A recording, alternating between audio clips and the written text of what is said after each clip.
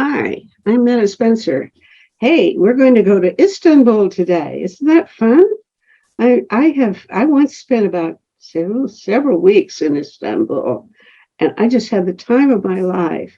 Just loved it. But the circumstances under which we're going to visit today are not quite as much fun as I experienced. I was there for after a Helsinki Citizens Assembly meeting is in Ankara.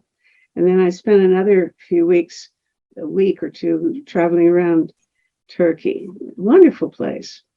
It was in those days. I think if we talked about the politics of the place today, it wouldn't be as much fun. But we're not going to talk about Turkish politics. We're going to talk about Russian politics. And the person that I'm speaking to is there under much less favorable conditions. It's my friend Alexei Prokorenko. And as many of us know, I guess it was almost exactly a month ago because it was September the 21st, wasn't it? International Peace Day, when when Putin announced that he was annexing part of Ukraine and was calling up the reserves. What do they call them anyway? Anybody who had any experience. Reserves. Any of the men who'd been in the military before, 300,000 of them. And so all the young men, or even middle-aged men, started running for the exits and trying to get out of the country before before they got recruited or inducted or mobilized, because they're sending these guys off to the front with they don't even have enough clothing for them, or first aid kits or anything. So their parents are buying supplies to send their sons off to war. Okay, well, you can imagine if you were in that situation, what would you do? Probably run for any country that you could get to. And a lot of folks are going to Turkey. I think probably more people are going to Kazakhstan and maybe, I don't know, Uzbekistan. But at any rate, we're going to talk to Alexei Prokorenko, who is in Istanbul. Hi, Alexei. Hello, Meta. Hello. It's great wonderful to be with you. See you, and I'm really glad that you're safe. And thank you.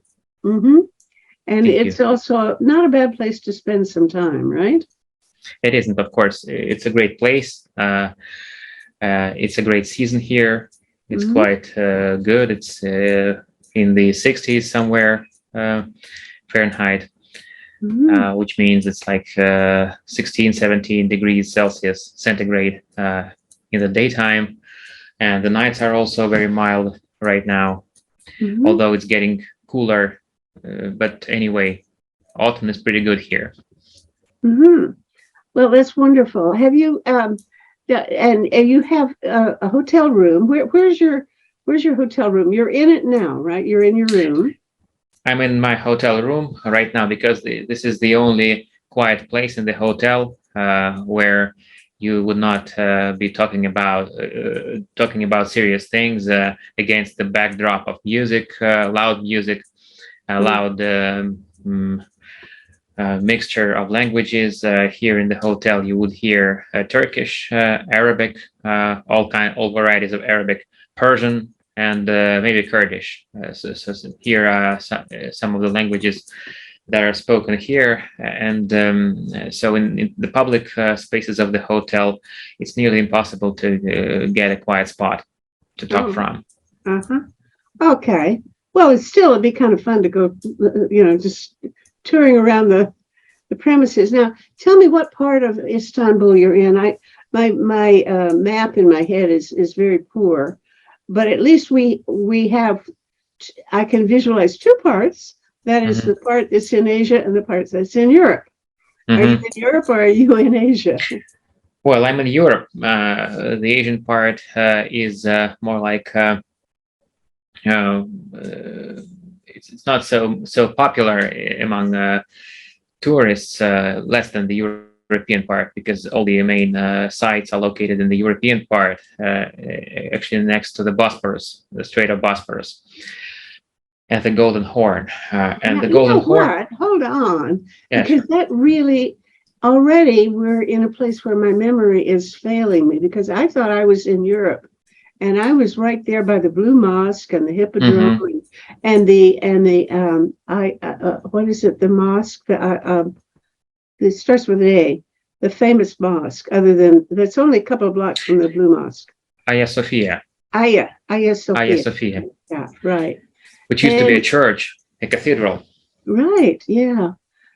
Is and then the palace, the Topkapi. Is that how you pronounce it? The Topkapi, Yeah. the famous old palace, which dates back to, I think, the 15th century. And the newer palace, an exuberant one, Dolmabahce, which is Oh, which was built in the middle of the 19th century. there's been turmoil the last 4 or 5 years, really, with all of Erdogan's grab for power and everything. But and actually, he's done some good things lately. I mean, his effort to make peace seemed to me pretty benign. And I mentioned it to a couple of my Turkish friends, and they don't trust anything the guy does. So they didn't accept that his intervention to try to create Mhm. peace was a good one. But it sounded like they were close to an agreement in March in Istanbul, weren't they? I guess they were, if we discount the fact that maybe the Russian side did not seek peace at all. Maybe that was Hmm. my feeling, that it was just a way to kind of gain time, or maybe distract public attention from the atrocities that were being done at that time. Fair enough. I mean, I don't have an opinion. I don't have a right to an Yeah. opinion, no knowledge. But I do know that that they alleged that it was really it was Kiev that was in at the end refusing, and that they wanted to say. And one of my peace friends Hmm. claimed that it was the U.S. leaning on Zelensky to make him not accept any offer from Russia. Of course, Hmm. I think my peace friend just got it straight from Putin's Mm. propaganda machine Looks or like that. reporter. So I don't trust anybody, and certainly not that, because I kind of think it's that the U.S. in particular has, as far as I know, really said it's really up to the Ukrainians what they want to do. Do you Hmm. think that they've been pushing Zelensky in any direction? Well, I don't think they're able to push him in a certain sort of direction, because Zelensky is highly dependent on the public opinion of his people. Uh, If he tries to make a peace which is not favorable to Ukraine, now the Ukrainians who have fought in the war, those who have suffered, most of them would not accept that. And as Ukraine is a democratic country, it's a mhm. democracy. And Zelensky, I don't think even if he wanted to make an unfavorable peace, ceding lots of land, I don't think he could make it. Well, I think my guess is that in the long run, even what looks like his victory will actually still leave Crimea unresolved. I don't see that solution being definitive Hmm. easily. Not in the short term, of course, not in the short term. Yeah. Some say that it is only possible to resolve the Crimea issue when like the pivot of power will shift from the nation states to the municipal level. when the nation states, which are young as a phenomenon, they're just maybe in their current state, in their current shape, they're probably about 200 years old, and probably what we're going to see is um, the nation states losing their power, losing their decisive formative influence on the world, on global affairs. Maybe more and more things will move down to the municipal level, and when it happens, then it will be less important if you live in the Ukrainian Crimea or in the Russian Crimea. Maybe that's the realistic way to resolve the problem right now, although we all understand which is the fair way, which is the way that conforms with the international law. Because if we talk about that, then of course Crimea belongs to Ukraine. Well, you have brought up a very interesting topic about which I have never had a conversation. The idea of a shift of sort of locus of political entities being shifted down to the metropolitan level instead. See, I have always believed that, I'm a real globalist, a polarizer, because I want to get rid of nation states. Well, of course, we aren't probably ever going to really get rid of nation states, or at least not for anywhere near visible time frame. But I'm thinking, we need to reorganize things so that so many of the issues that are so important are really global and need to be handled by institutions that are not representatives of nation states. Because I think, this guy Gary Davis had a point when he gave up his American citizenship back after World War II, and said, if we didn't have nations, we wouldn't have wars between nations. And it's really, you and I get along fine, but we have absolutely no way of making sure that our governments represent our friendly relationship.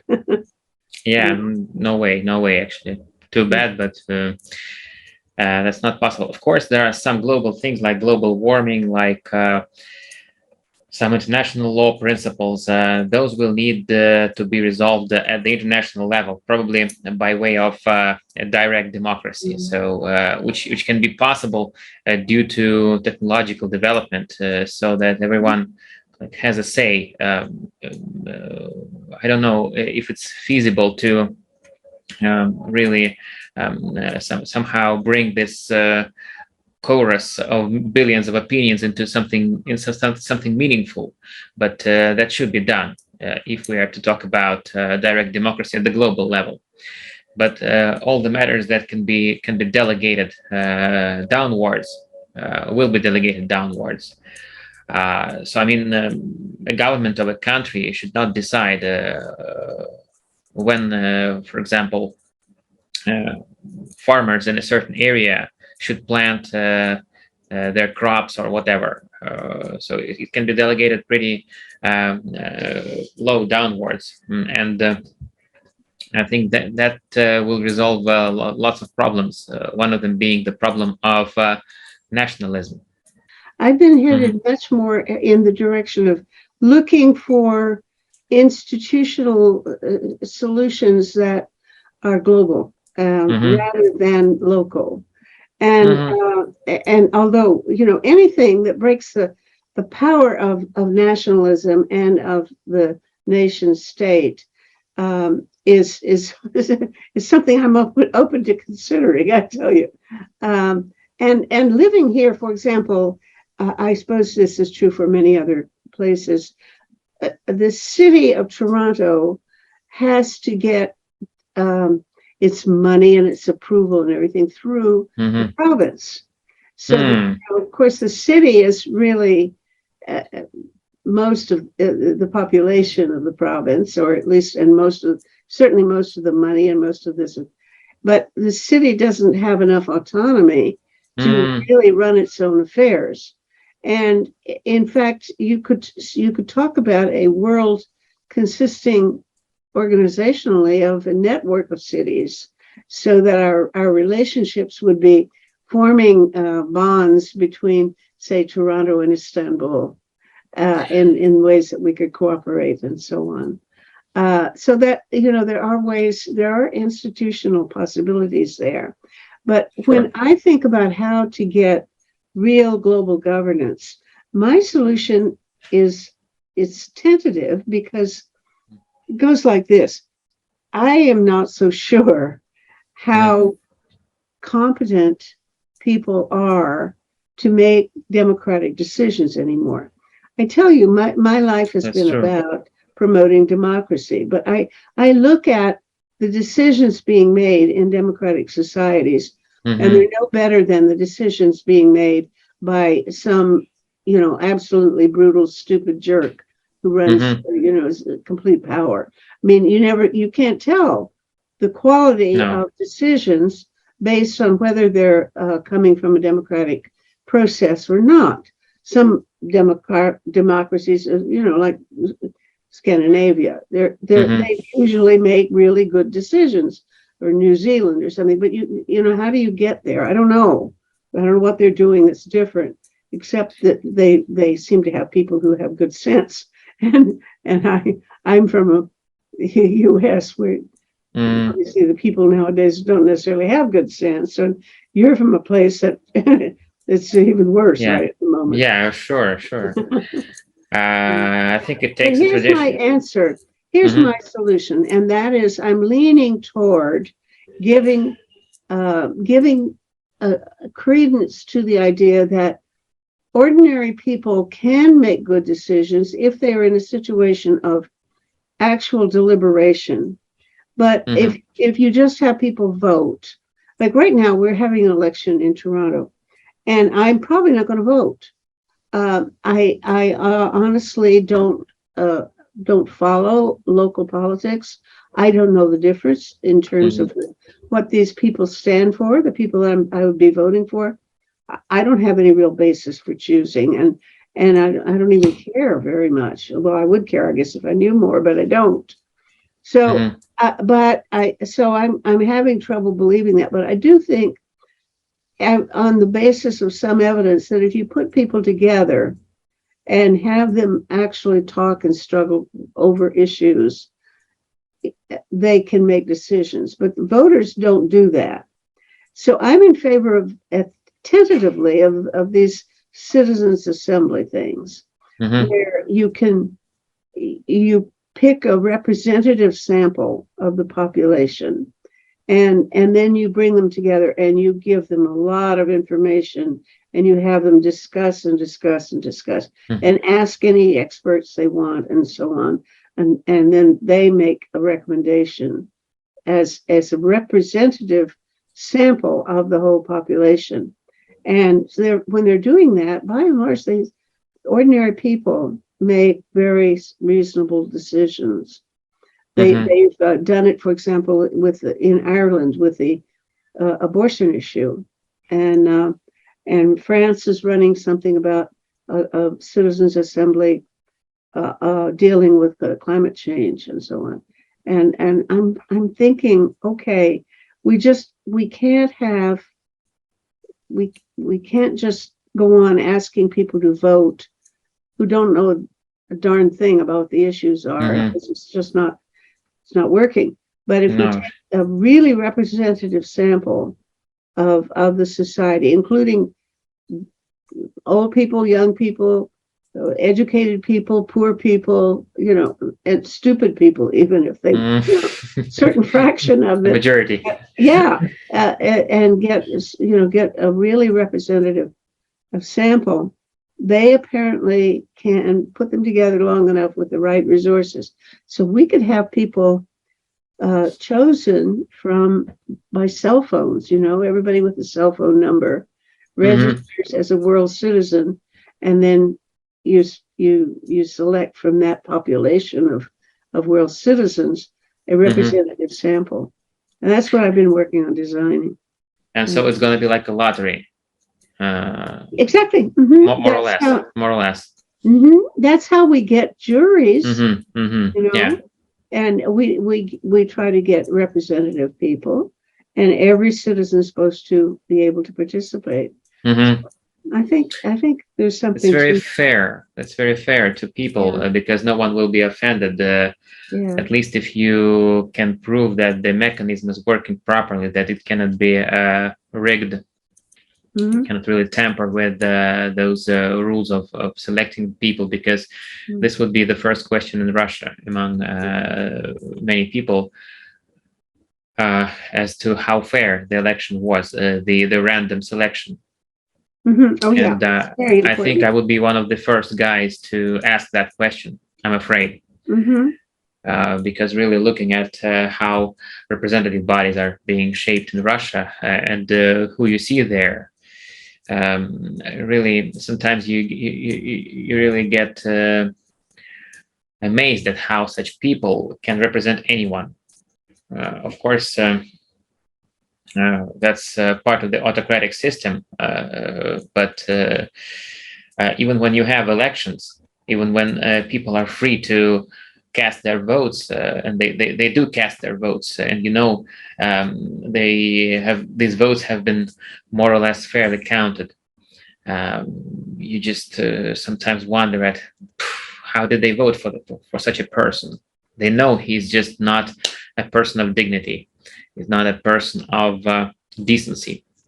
Still, somehow they elect such a man. I agree. I mean, obviously, I think the election of Trump was a fair election, and he might get reelected again. He might. It's not out of the question at all. So it really casts real doubt in my mind about the future of democracy and the functioning, how well it's functioning.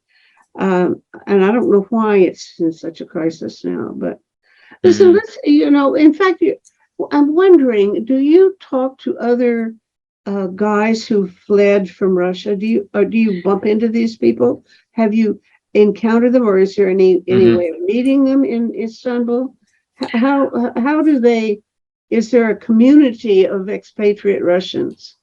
Well, it's quite interesting because most of my friends have fled to other countries. Mostly to Georgia, which is in quite a big dissident hub. In spite of all the difficulties that they encounter there, starting from some indignation by some of the locals, because Russia is a country which has occupied part of Georgia, after all. And that, of course, affects the sentiment of some of the Georgians, although it's a very hospitable nation in general. So there is a very big community of dissident Russians in Tbilisi, Georgia.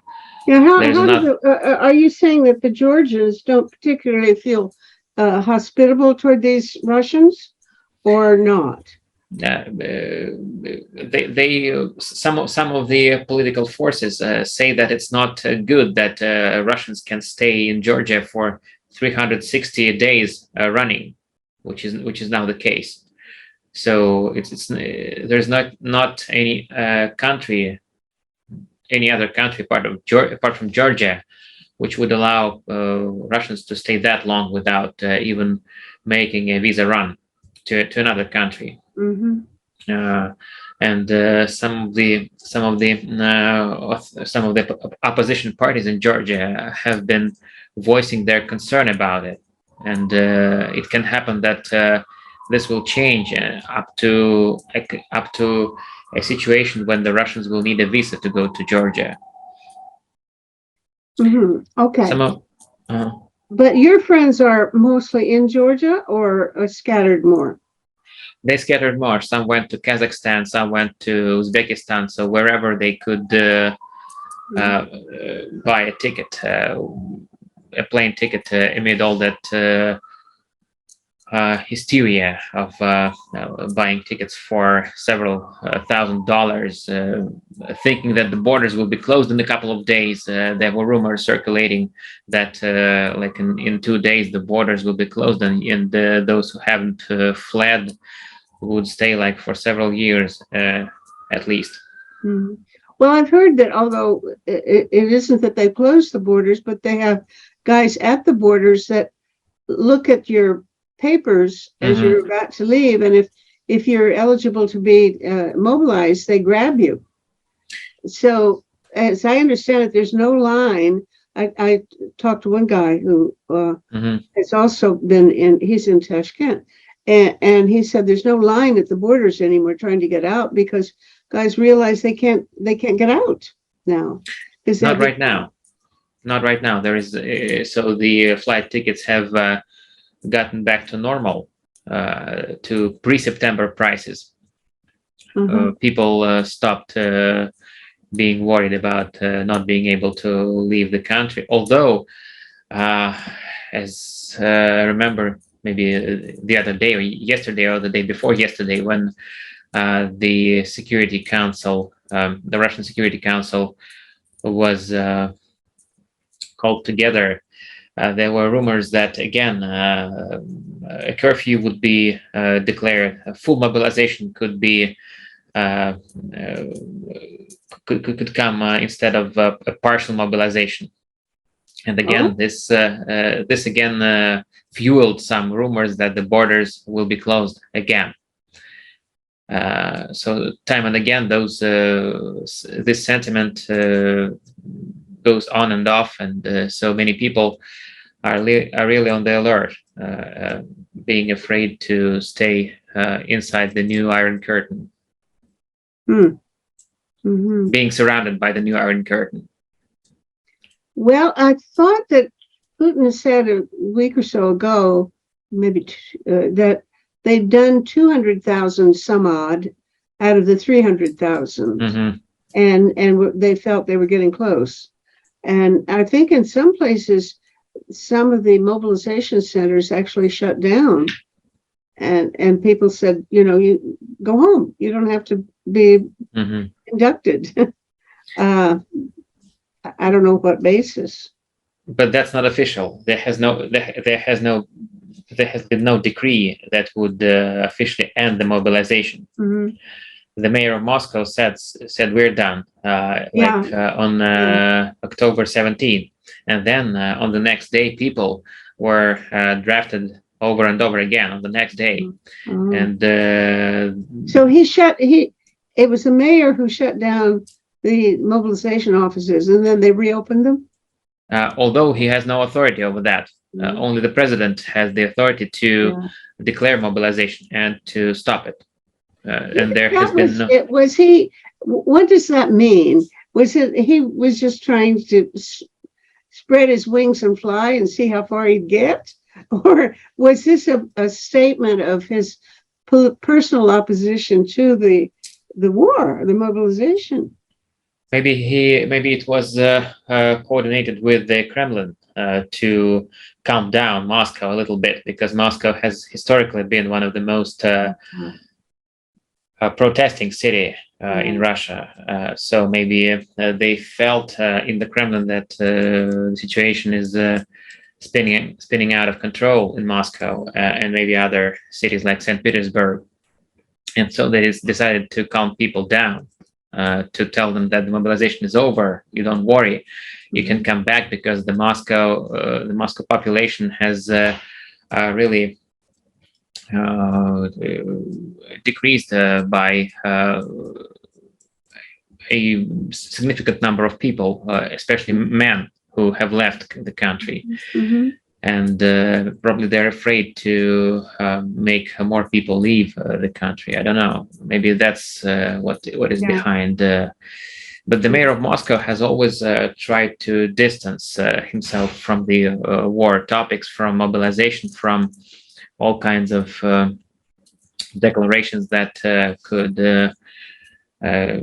kind of show support for the war.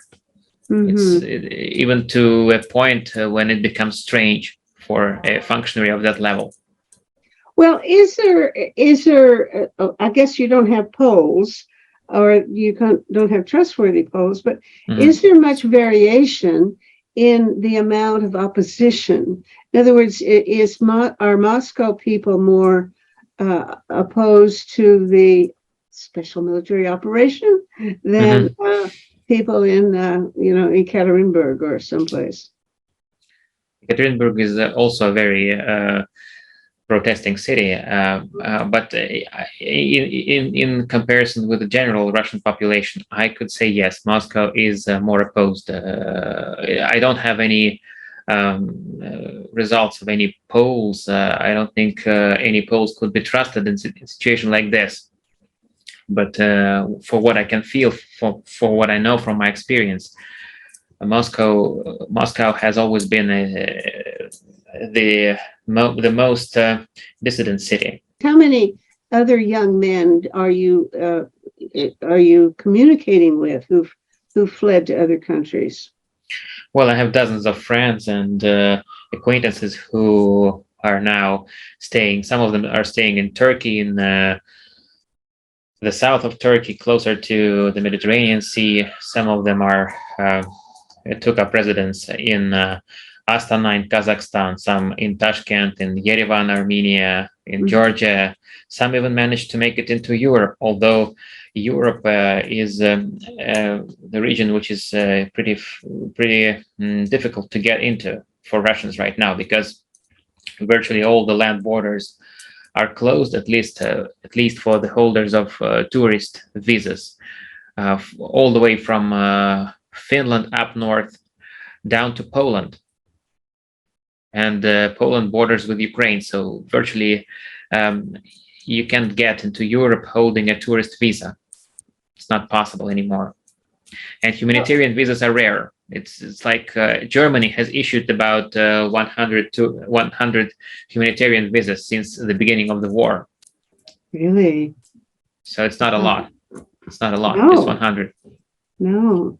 And most of the holders of most people are the holders of tourist visas, which means that they cannot cross the border.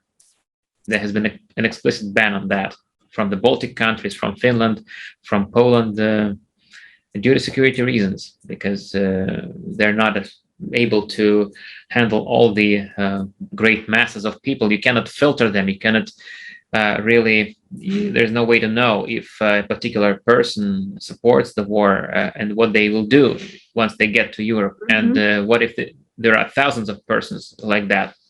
It's not feasible. Yes, I heard a discussion about whether the Europeans' attitude toward people with visas, tourist visas, Mhm.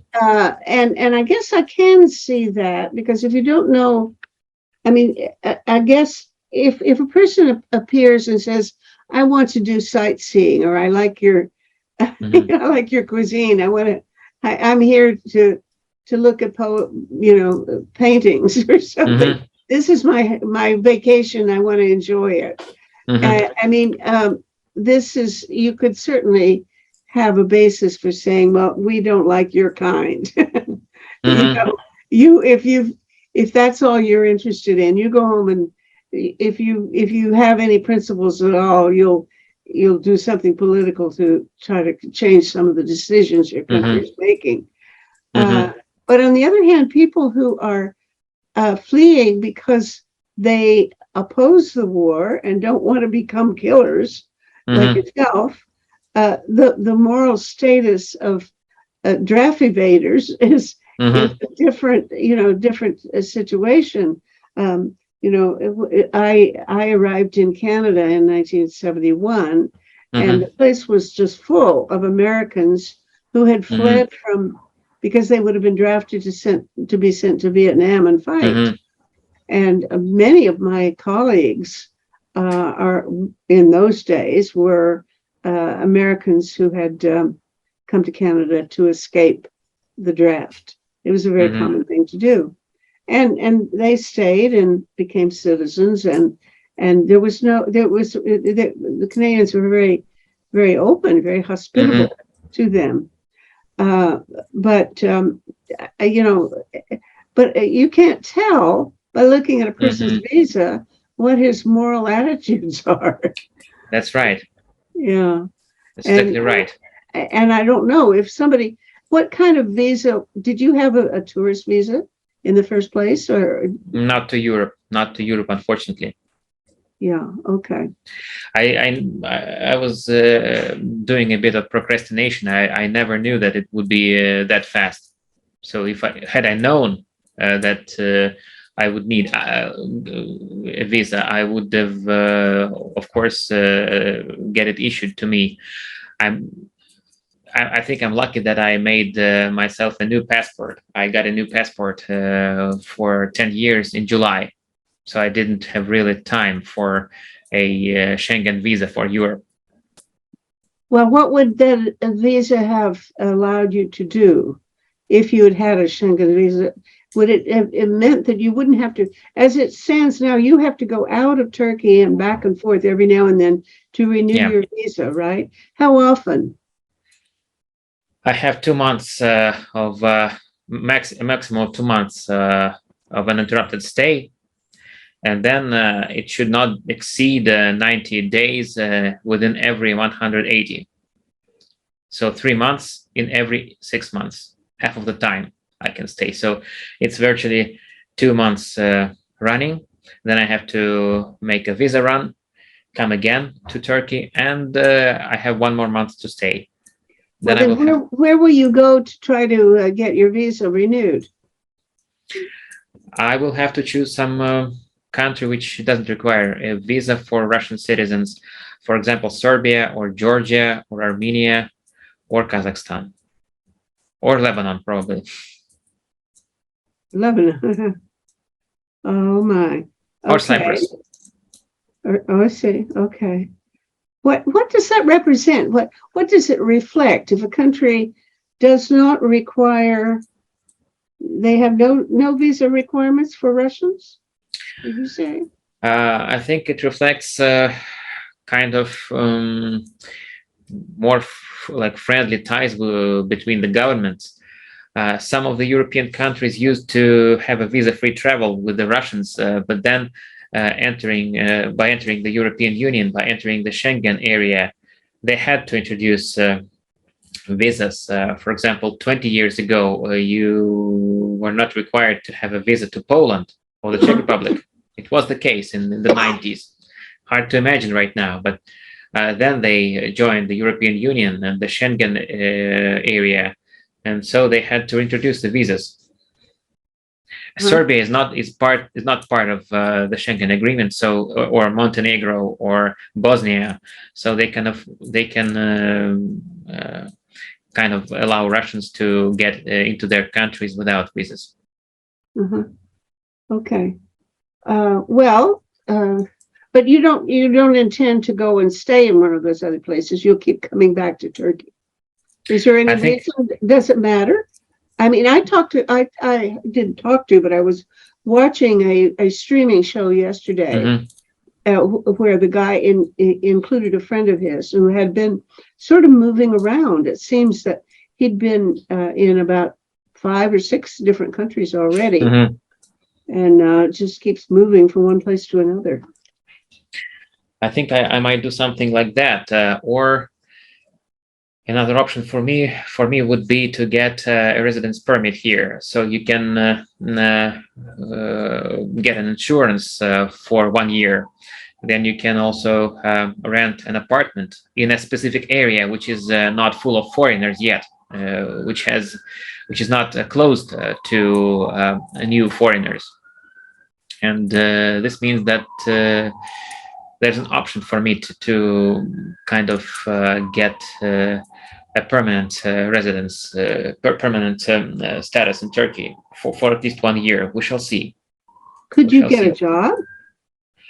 Not really, not really. It's difficult because the Turkish government is very protective of its own citizens. Again, this can be a sign of a crisis, or it can be a sign of a healthy protectionism. Of course, the first duty of the government is towards its people, and it's not there to give a job to immigrants. So there are lots of bureaucratic obstacles, and here I would like to maybe use this occasion to talk a little bit about uh, some topic which I think is important right now. Our situation today, I could call it the second Russian exodus, which might be even a title for a talk show. The second Russian exodus. The first one happened 102 years ago, when the White Army had to flee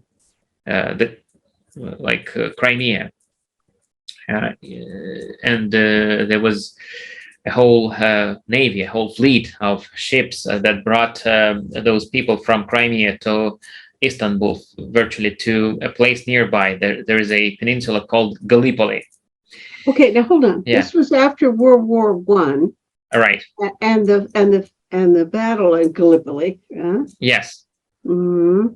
It was the same place. And the Russians had to flee from Crimea.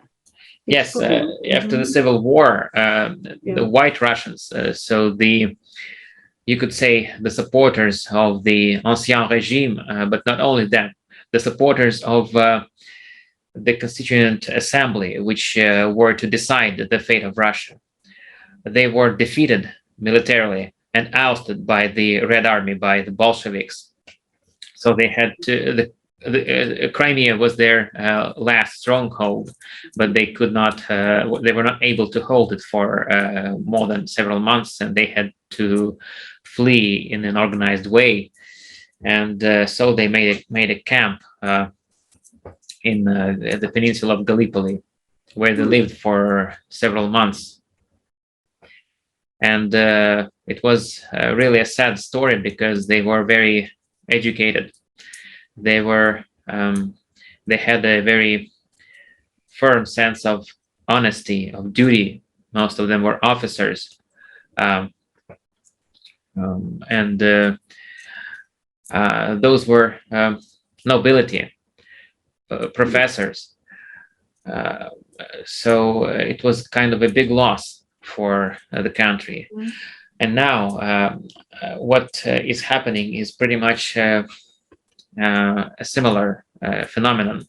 Mm-hmm. The same situation. People who have been trying to think critically about the situation, who have been trying to achieve something, have woken up to the idea that the state, that the government does not need them. It only needs them to go and kill other mm-hmm. people in another country. And different circumstances, but the situation is almost the same, with the main difference being that Russians are not welcome. Well, it's understandable, but it's a fact that Russians now are not welcome anywhere in the world. We're more or less tolerated in Turkey. The Turkish people, especially when they know, when they learn that you're against Putin, against the war, they become very friendly. But do they assume, if they just see that you're Russian, mm-hmm. do they assume that you're probably just an ordinary Russian who likes Putin, or until you try to convince them otherwise? I don't have to convince them. They just ask. They don't have any idea before they ask. It seems like that. Uh-huh. But what has been observed here in Istanbul, which is really peculiar about the immigration community Emigai community in Istanbul, compared to Tbilisi, for example, to maybe Kazakhstan. And it has been observed by several journalists that people here, the recent immigrants here, are a bit weird in terms of their attitude to war. They have fled conscription, but many of them are, in principle, not against the war. Really? That's mind blowing, but it's the fact. It's a sad fact. Some of them just want more missiles, more artillery to be used instead of people, which blows my mind. But it's really the sad truth, and it's not the case with any true dissidents who have fled out of principle, not out of fear of being killed. Well, I have you run consider. into those people yourself? Um, well, I don't. You don't just bump into them any place that you go, and I see lots. I see some Russian people now and then. I hear lots of Russian language, especially in the first day of my stay at the end of September. But I really talked to very few of them, and those few were more or less honest in their opinion to the war, towards the war, and they did really oppose the war. But there have been accounts of people who, in fact, just are seeking comfort for themselves, seeking a security. In principle, not being opposed to war. Just the methods are wrong, not the war itself, which is quite strange in a situation like this. And so there are also tensions between different waves of Russian immigration. Waves have happened since the revolution, since the Civil War, 100 years ago. Like there are 5 or 6 waves, you could say, but this is not so important as, for example, the waves that came recently. It's like microwaves of the most recent wave, and those who emigrated in February or March are sometimes looking down on those who immigrated in September, because they think that they have immigrated on principle, unlike those guys who just were escaping the draft.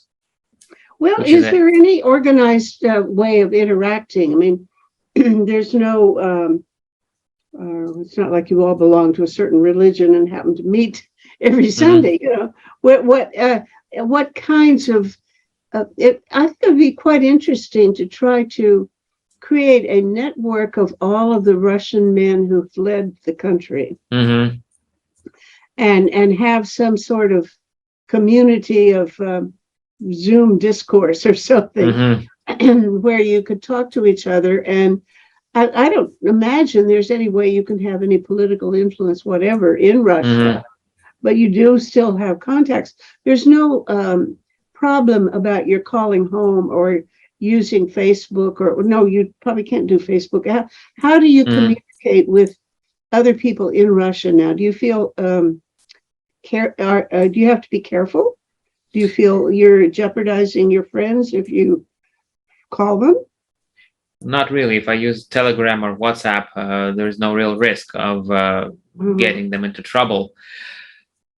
I think the problem is that we form some anecdotal groups, not one big community, and this is part of the problem in general, because we're considered to be kind of an atomized nation, which I think is part of the design of Putin when he came to power. That's probably part of his strategy since the very beginning of his rule, to make people separated from each other, so that there is no grassroots initiative, so that there is no sense of belonging together, because I think he sees this as dangerous. Any kind of activity which is not mandated, or which is not allowed, or explicitly endorsed by the state, is looked upon as dangerous by people like Putin. And so a lot has been done to make people disorganized, and this probably partly explains why people flee mobilization instead of protesting. Mhm. It's like learned Interesting. helplessness. Well, this is not a new phenomenon. I remember, back in when I was an undergraduate in sociology, there were popular books, the sociological studies. I remember William Kornhauser, a book on mass society and so on, where Mhm, already they were pointing out that the quality, the feature of a totalitarian regime was that they made every effort to break up civil society and mhm, keep people from forming organizations that were intermediate between, say, the level of society, the family, or something like that, and mhm, and the government. That I don't think that's a new discovery, but it does seem to me that the dictators are getting better at it. Because if mhm, you look at the failure rate of civil resistance movements mhm, in the last 15 years or so, mhm. they're not doing as well as they used to. I mean, ever since the turning point in my mind was the Arab Spring, because it clearly didn't live up to what we hoped would happen. Yeah, As that was just one instance of Yeah. success at the backdrop of dozens of failures. And we could go even back to history. We could go like decades or centuries back to history, and all kinds of resistance, peaceful resistance, armed resistance, I mean, by population against armed forces, has very seldom been successful. If we go back to Middle Ages, like if we recall like peasant uprisings, people took up like garden forks, spades, and Mhm. they were helpless. Having like a spade or a garden fork, um, they were helpless against the spears and the swords of trained knights. Mhm. Although a garden fork is not so different from a spear or a spade or a sword in principle, and not as different as, for example, a cobblestone is different from a rifle. Yeah, yeah. And so today there's no way to really compare people, unarmed people and armed people. The Well, they technology, do though. Yeah, yeah. there are comparisons. There's this marvelous book that's about 10 years, 12 years old now, uh, Mm, by Maria Stefan, and actually the first author is Erica Chenoweth, and they did the study of hundreds of cases of opposition to the regime.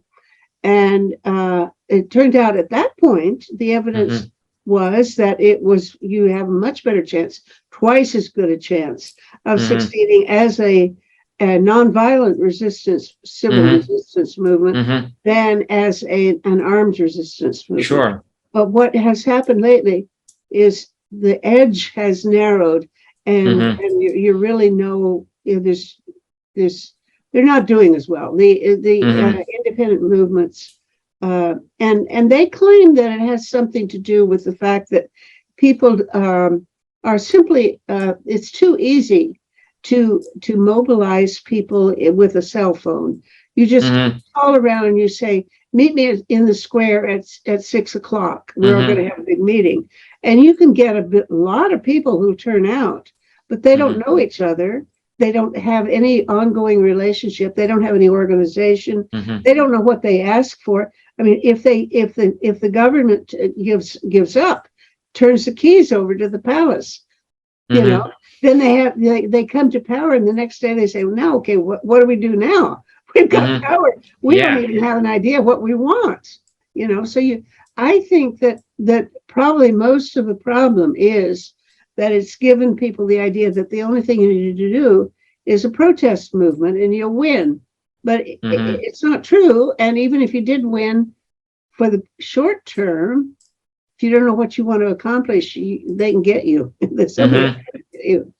Yeah. That's always a big problem, a big Mhm. issue for many resistance movements, and I think it's something that also keeps resistance from shaping and from prevailing right now, because people have so much gotten used to Putin and his ways of good or bad. Of course, I think bad, but usual, kind of normal for many people, that they don't know psychologically. They can't imagine what they could have done without him all of those years, and what they could do if they came to power right now. And that's Well, part of the yes, it is, because I think the length of Russia's never really been a democracy except a few minutes under Gorbachev. You don't really have that kind of experience, but it's certainly. I would have thought even 5 years ago. I kept wondering why they don't do more in terms of at least privately organizing, have more kind of secret or not very public meetings where people discuss what they'd like to accomplish and come up with policies and structures, so that if you got somewhere, at least you'd know what you want to accomplish. But it doesn't seem to me that there's that kind of initiative in Russia, and there's lack of trust to each other, and there is lack of trust, lack of culture of discussion, culture of making decisions. There was one of the principalities in medieval Russia, the Novgorod Principality, which was pretty much democratic at that time, very rare. So they even could elect their prince. Oh, they weird. had a parliament. They had a parliament called the Veche, and they had a Veche bell. So whenever they wanted to discuss any matter, they rang the bell, and people from all parts of the city came together on the Saint Sophia Square. Where was this? It was between, I think, the 9th century and the late 15th century. Where? In Novgorod. It's the city of Novgorod the Great, not Nizhny Novgorod, but Novgorod the Great. It's between Moscow and St. Petersburg today. Oh, really? And this is wonderful. That's completely new, interesting information. I had never heard that before. And I think this tradition is something that the new Russia, whenever it comes along, I think it's a tradition that it could learn from, because in the medieval times, when feudalism was more or less gaining ground, or by that time it already had gained ground, had been the most prevalent structure in medieval societies. There was a stunning example of a Hanseatic city which traded with Germany, which traded with some German cities, some Swedish cities in the Baltic region, which was a democracy, really. It was not a perfect democracy, because there were fights between different people, different groups of interests. They elected their princes from other principalities of Russia. And then they ousted those princes after a while. And after some 5 centuries of such a life, they were subdued very forcefully by Moscow Prince Ivan the Great, Ivan III. And he made a crusade against the Novgorodans' freedoms. He gathered troops, and he virtually defeated the army of Novgorod, and he even destroyed the bell as a sign of humiliation. So that was so interesting. Look, our time's up, but yeah, sure. Let's do it again. Sure.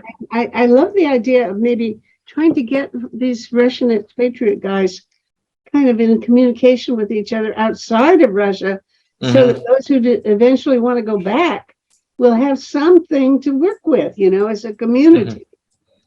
Is that a possibility? Yes, I think theoretically we could kind of get together online, of course, because we're scattered around the world. Yeah. Okay. Even beyond the I countries love that idea. Yeah. Yeah. Let's see. Let's talk about that further. Okay. We could do that. Well, I thank you for this. I really appreciate it, and it's always wonderful to talk to you. So Thanks for having me. You're going to have actually a lot of fun while you're still in a position to enjoy. Thank you so much. Be a good visitor in Istanbul. So thanks again, and carry on. Thank you so much, dear Meta. Thank you. Bye-bye. Thank you. Bye-bye. Project Save the World produces these shows, and this is episode 515. Watch them or listen to them as audio podcasts on our website, tosavetheworld.ca. You can share information there about 6 global issues. To find a particular talk show, enter its title or episode number in the search bar, or the name of one of the guest speakers. Project Save the World also produces a quarterly online publication, Peace Magazine. You can subscribe for $20 Canadian per year. Just go to pressreader.com on your browser, and in the search bar, enter the word peace. You'll see buttons to click to subscribe.